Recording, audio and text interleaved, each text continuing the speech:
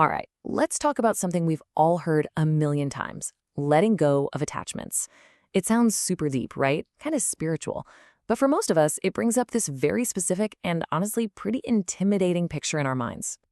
I mean, that's the first thing that pops into your head, isn't it? Does this mean I have to sell my house, get rid of my favorite coffee mug, and go live in a cave somewhere? It's a fair question, and it gets right to the heart of a huge misunderstanding. There's this idea floating around. A lot of people think it comes from Buddhism, that to be truly happy, you have to renounce all your stuff. Like happiness is found in having zero possessions. But here's the thing. According to our source material, that's not what the Buddha was saying at all.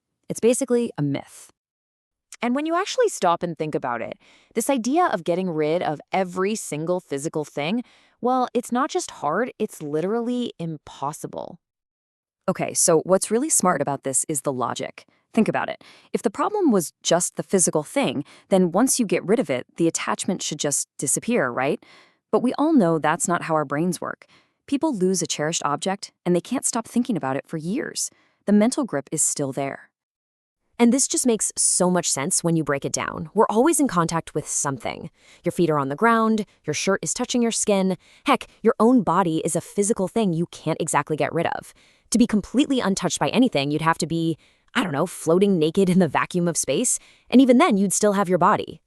Okay, so if throwing all our stuff away is both impossible and it doesn't even work, then what are we supposed to be doing? What did the Buddha actually mean by letting go?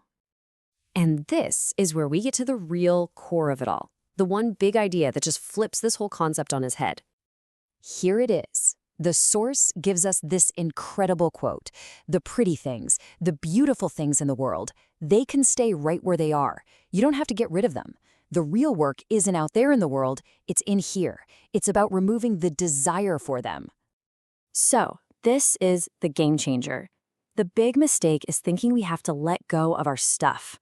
The reality, we have to let go of our desperate desire to own it, to control it, to freeze it in time. You can absolutely have things and enjoy things as long as you're not clinging to them for dear life. But okay, what are we really talking about when we say desire? It's not just wanting a pizza. The source describes it as something way more powerful, and actually kind of a destructive grip. So desire, in this sense, is that urgent need to make something mine. It's that scramble to hold on to it, to possess it, and this is the key part, to stop it from ever changing.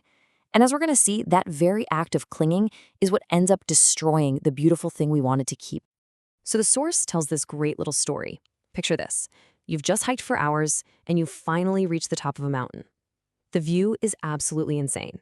You've got mist rolling through these gorgeous valleys. It's perfect. And then that little voice kicks in. I have to get a picture. I have to capture this forever. That desire to own the moment takes over. And so he starts frantically digging through his backpack for his camera, totally consumed by this need to possess the view, instead of just, well, viewing it. And you know how this story ends, right? By the time he finally gets his camera out and ready, the weather's shifted. The mist has completely blanketed everything. The view is just gone.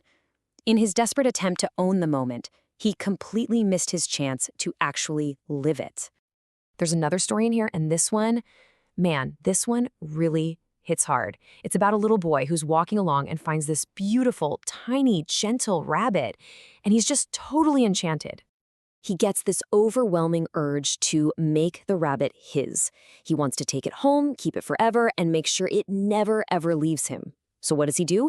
He grabs it and just holds on as tight as he possibly can, squeezing it so it can't get away.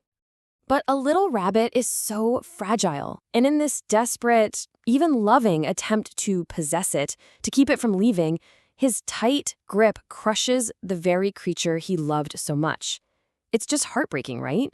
The act of holding on too tight is what destroyed it.